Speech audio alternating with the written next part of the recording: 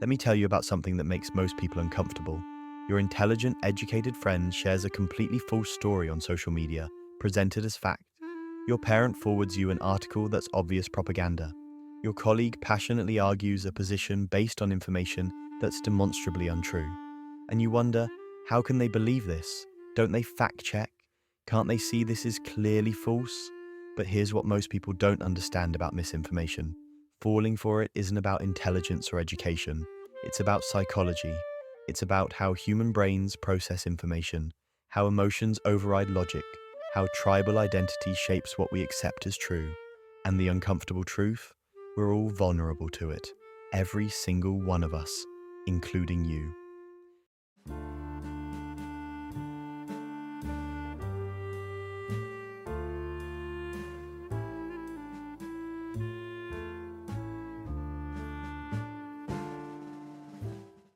Because misinformation doesn't succeed by being obviously false. It succeeds by exploiting psychological vulnerabilities we all share: confirmation bias, emotional reasoning, tribal loyalty, cognitive shortcuts that usually serve us well but can be weaponized. The people who fall for misinformation aren't stupid. They're human. Their brains are doing exactly what brains evolved to do, which unfortunately makes them susceptible to manipulation by actors who understand these psychological mechanisms and exploit them deliberately. So today, we're going to explore the psychology of people who fall for misinformation. Not to mock them or feel superior, because that superiority is dangerous, it blinds you to your own vulnerabilities, but to understand what makes misinformation so psychologically compelling, why smart people believe false things, and what this reveals about how we all process information. Because understanding this isn't just academic. In an age of information warfare, understanding how misinformation works is essential for protecting yourself and others from manipulation. One of the most powerful psychological factors that makes people vulnerable to misinformation is confirmation bias.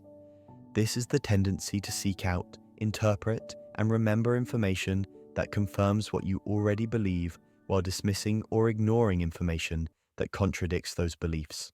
Your brain isn't a neutral information processor. It's a motivated reasoner that's trying to maintain consistency with your existing worldview. So when you encounter information that aligns with what you already think, your brain accepts it easily, often without much scrutiny. But when you encounter information that challenges your beliefs, your brain becomes a skeptic, finding reasons to dismiss or explain it away. Psychologically, this makes perfect sense from an evolutionary perspective. Constantly updating your beliefs based on new information is cognitively expensive and socially risky. If you changed your mind every time you encountered contradictory information, you'd never have stable beliefs to guide action. And in tribal environments where our species evolved, having beliefs aligned with your group was crucial for survival. Being wrong with the group was safer than being right alone. So our brains evolved to be conservative with belief change, to protect existing beliefs, to seek confirming information and resist disconfirming information. What makes this particularly dangerous with misinformation is that it creates echo chambers where false beliefs get reinforced rather than corrected. If you believe vaccines are dangerous, you'll seek out information confirming that belief. You'll find communities of people sharing stories about vaccine injuries. You'll interpret ambiguous events as proof of your belief, and you'll dismiss scientific evidence as pharmaceutical company propaganda. Your brain isn't malfunctioning. It's doing exactly what it evolved to do, protecting your beliefs from revision. But in a world where misinformation is deliberately crafted to confirm specific biases, this natural tendency becomes a vulnerability that bad actors exploit. Another crucial factor is emotional reasoning and the way strong emotions override critical thinking. Misinformation that triggers fear, anger, or moral outrage spreads faster and is believed more readily than neutral information. This is because emotions, especially negative ones, capture attention and feel important. When something makes you angry or afraid, your brain interprets those emotions as signals that this information is relevant and true. If it makes me feel this strongly, it must be important, it must be real. But emotions aren't reliable indicators of truth. They're just indicators of what your brain perceives as relevant to your survival or values. Psychologically, strong emotions activate the amygdala and suppress activity in the prefrontal cortex, the part of your brain responsible for critical thinking and rational evaluation. When you're emotionally activated, you're literally less capable of analytical thought. You're in reaction mode, not reflection mode. And misinformation creators know this. They craft content specifically designed to trigger strong emotional responses because emotionally activated people are less likely to fact-check, less likely to think critically, more likely to share, and more likely to believe. What's particularly insidious is that once you've accepted information while in an emotional state, it becomes incorporated into your belief system. Later, when you're calm, you don't go back and reevaluate. The belief stays even though it was formed under conditions of impaired judgment. And if someone challenges it, you'll defend it using confirmation bias, finding reasons it must be true, because admitting you believe something false is psychologically uncomfortable. So, the emotional manipulation that got you to believe misinformation initially gets reinforced by cognitive biases that prevent you from recognizing your error later. There's also the role of social identity and tribal epistemology in determining what people accept as true. For many people, beliefs aren't primarily about accurately understanding reality. They're about signaling group membership, about demonstrating loyalty to their tribe. If accepting certain information means contradicting your political party, your religious community, your ideological group, you're psychologically motivated to reject that information regardless of how well evidenced it is, because accepting it would mean betraying your tribe, risking social rejection, undermining your identity. And humans are deeply tribal. Belonging matters more to our brains than being objectively correct. Psychologically, this is called identity protective cognition. Your brain protects your social identity by accepting information that supports your group's narrative and rejecting information that threatens it. If you're politically conservative and someone presents information suggesting climate change is real and caused by humans, accepting that information might mean agreeing with liberals, which feels like betrayal of your political identity. So your brain finds reasons to reject the information, not because you've done rigorous analysis, but because acceptance would be socially and psychologically costly. What makes this particularly resistant to correction is that facts alone rarely change minds when identity is involved. Presenting someone with accurate information that contradicts their tribe's narrative often backfires, making them double down on false beliefs rather than updating them. This is called the backfire effect, because you're not just challenging their beliefs, you're implicitly challenging their identity, their community, their sense of belonging, and people will accept false beliefs rather than risk losing their tribe. This isn't stupidity. It's the human brain prioritizing social survival over individual accuracy, which made evolutionary sense but creates vulnerability to misinformation in modern contexts. Another significant factor is cognitive ease and the processing fluency effect. Information that's easy to process feels true. If something is repeated frequently, if it's presented simply, if it uses familiar language and concepts, your brain experiences processing fluency, and that fluency is unconsciously interpreted as truth. This is why repetition is such a powerful propaganda tool.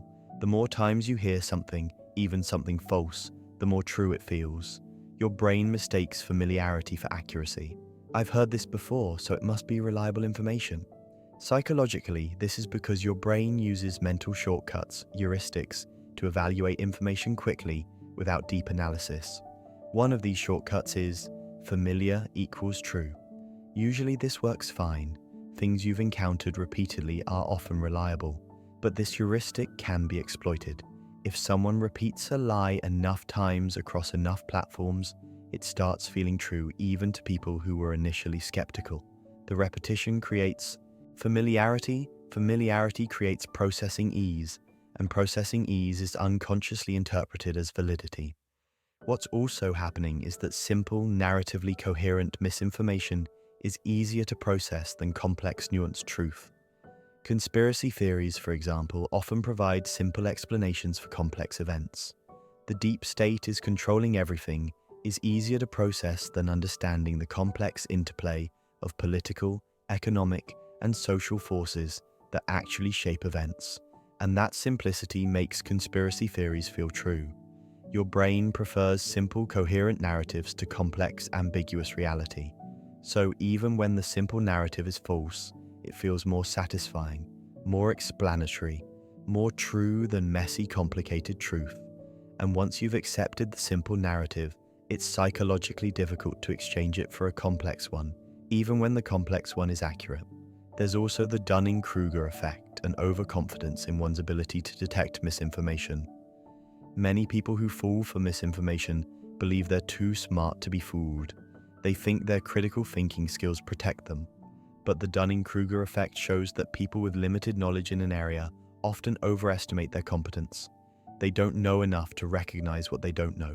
So they feel confident making judgments about information they're actually not equipped to evaluate. And that overconfidence makes them vulnerable because they don't employ appropriate skepticism or seek expert guidance. Psychologically, this connects to metacognition, your ability to accurately assess your own knowledge and reasoning. People with poor metacognition don't recognize the limits of their understanding, so they feel qualified to evaluate complex scientific, political, or technical information without expertise. They do their own research by watching YouTube videos and reading blogs, genuinely believing they're being discerning, not recognizing that they lack the foundational knowledge to distinguish credible from non-credible sources, and they're more confident in their false conclusions than experts are in their careful ones, because true expertise includes awareness of uncertainty and complexity. What makes this particularly dangerous is that people who fall for misinformation often view themselves as uniquely informed, as having special access to truth that others are too blind or brainwashed to see. They're not the fooled ones. Everyone else is fooled. They've woken up. This inflated sense of epistemic confidence makes them resistant to correction because admitting they were wrong would require admitting their self-concept was false, that they're not the enlightened critical thinker they believe themselves to be. So they dig in, finding increasingly elaborate explanations for why their false beliefs must be true, rather than accepting the simpler explanation that they were wrong. Another psychological vulnerability is the need. For narrative coherence and meaning-making, humans are storytelling creatures. We make sense of the world through narratives, and misinformation often provides more satisfying narratives than reality does. Reality is often random, senseless, full of coincidence and complexity. But conspiracy theories and misinformation provide agency, intention, clear villains and heroes. They explain why bad things happen, who's responsible, what it all means, and psychologically, that's deeply satisfying. An intentional conspiracy is more emotionally manageable than random tragedy or systemic complexity. Psychologically, this need for meaning is particularly strong during uncertain or threatening times, when the world feels out of control, when events are frightening and unpredictable. Finding an explanation, even a false one, provides psychological relief. It restores a sense that the world is comprehensible, that events have causes, that understanding those causes might allow you to protect yourself. So during crises like pandemics, economic downturns, or social upheaval, people become more vulnerable to conspiracy theories and misinformation, because the psychological need for explanatory narrative overwhelms critical evaluation. What's also true is that once you've constructed a narrative that makes sense of confusing events, you're psychologically invested in that narrative. It becomes your framework for understanding reality. And contradictory evidence doesn't just challenge specific beliefs, it threatens to collapse your entire meaning-making structure. So you resist it. You incorporate it into your narrative or dismiss it entirely. Because the alternative, accepting that your narrative is false, means returning to the uncomfortable uncertainty and meaninglessness you were trying to escape. And for many people, holding on to false certainty feels better than accepting true uncertainty. There's also the role of trust and source credibility in determining what people believe. We can't personally verify most information we encounter. We don't have time, expertise, or access, so we rely on trusted sources, and when those trusted sources share misinformation, we're vulnerable to believing it. If your pastor shares false information, if your favorite podcast host promotes conspiracy theories, if your trusted news outlet reports propaganda as fact, you're likely to believe it because you trust the source. And trust is a reasonable heuristic most of the time, but it can be exploited. Psychologically, trust-based belief is efficient and necessary. You can't fact-check everything. You have to rely on others' expertise and reliability. But this creates vulnerability when trusted sources are themselves fooled, compromised, or intentionally misleading. And in highly polarized environments, trust fragments along tribal lines. People trust sources that align with their identity and distrust sources associated with opposing tribes, regardless of actual accuracy. So you have liberal trusted and conservative trusted sources, each serving their audience's biases, and people believing what their trusted sources tell them without critical evaluation. What makes this particularly problematic is that efforts to correct misinformation are often interpreted through this trust lens. If someone you don't trust tells you you're wrong, their correction confirms you must be right. You're being attacked by the enemy, which validates your position. This is why fact-checking is often ineffective. It's coming from sources the misinformed don't trust, so it's dismissed as propaganda. And attempts to build trust across tribal lines are increasingly difficult in polarized environments, where trusting them is seen as betraying us. So, misinformation persists in tribal echo chambers, reinforced by trusted sources and protected from correction by distrust of external information. So what does all of this tell us about the psychology of people who fall for misinformation? That vulnerability isn't about intelligence or education primarily. It's about universal psychological mechanisms that we all share. Confirmation bias, emotional reasoning, tribal identity, cognitive ease, overconfidence, need for narrative coherence, and trust-based belief. These mechanisms usually serve us well, but they create exploitable vulnerabilities that misinformation leverages, and anyone, regardless of intelligence, can fall for misinformation that's crafted to exploit their specific psychological vulnerabilities. What's clear is that feeling superior to people who believe misinformation is both unfair and dangerous. Unfair because you likely believe some false things yourself, you just haven't recognized them yet. And dangerous because that superiority blinds you to your own vulnerabilities. The people most confident they can't be fooled are often most easily fooled because they don't employ appropriate skepticism.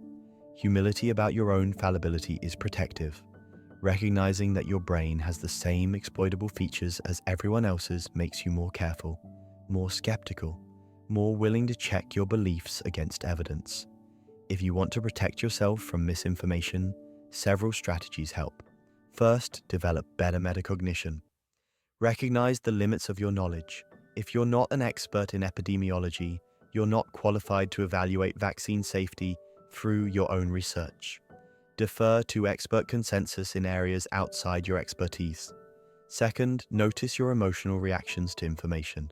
If something makes you intensely angry or afraid, that's a sign to slow down and verify before believing or sharing. Strong emotions should trigger skepticism, not credulity. Third, actively seek disconfirming information. Don't just consume sources that confirm your beliefs.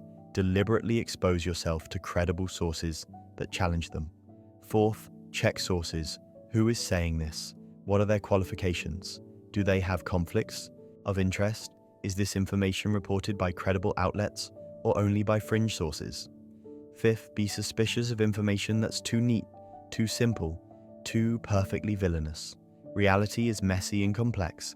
If an explanation is too satisfying narratively, that's a warning sign it might be false. Sixth, slow down. Misinformation spreads through impulsive sharing. Take time to verify before resharing. Ask yourself, do I actually know this is true, or does it just confirm what I already believe? Seventh, cultivate intellectual humility. Be willing to say, I don't know. Be willing to change your mind when evidence warrants. Holding beliefs loosely rather than as core identity makes you more able to update when those beliefs are challenged. And finally, remember that being wrong is part of learning. Everyone believes false things. The goal isn't perfection. It's being willing to recognize and correct errors when you discover them. If someone you love has fallen for misinformation, understand that arguing facts rarely works. Shouting, "That's not true," and presenting evidence usually backfires, making them dig in deeper. What sometimes works better is understanding the psychological need the misinformation is serving. Are they seeking meaning in chaos? Are they expressing tribal loyalty? Are they working through fear? If you can address the underlying need with compassion while gently introducing doubt, you're more likely to make progress than through direct confrontation. Also, maintain the relationship. People are more likely to reconsider beliefs if they're not socially isolated. If everyone who disagrees cuts them off, they only have the misinformation community left, which reinforces false beliefs. So stay connected if possible. Share your perspective calmly, plant seeds of doubt, but accept that you can't force someone to change their mind. Belief change happens internally and on its own timeline. The best you can do is provide alternative information, maintain connection, and model intellectual humility yourself. In the end, the psychology of falling for misinformation reveals our shared vulnerabilities. We're all susceptible to manipulation when our emotions are triggered, when our identities are invoked, when information confirms our biases, when we trust the wrong sources. Understanding this should create humility and compassion rather than judgment. The people who believe false things aren't fundamentally different from you. They're just humans with human brains navigating an information environment that's increasingly designed to exploit psychological vulnerabilities. The proliferation of misinformation isn't primarily an individual failing. It's a systemic problem. We have bad actors deliberately creating and spreading misinformation. We have algorithms that amplify emotionally engaging content regardless of accuracy. We have polarized media ecosystems that serve tribal narratives rather than truth. We have declining trust in institutions and expertise. All of this creates an environment where misinformation thrives and truth struggles. And individuals, no matter how intelligent or well-intentioned, are vulnerable in this environment. So yes, develop better information literacy. Practice skepticism. Check sources, recognize your biases, but also advocate for systemic change. Support quality journalism. Push back against algorithmic amplification of misinformation. Rebuild trust in credible institutions. Fight polarization. Promote media literacy education. Because individual vigilance isn't enough when the system is designed to fool you. We need both individual responsibility and collective action to create an information ecosystem where truth is easier to find than lies, where accuracy is rewarded more than engagement, where people are protected rather than exploited by the psychology they can't help having. Because ultimately, falling for misinformation is human. What we do about it, both individually and collectively, determines whether we drown in false reality or find our way back to shared truth.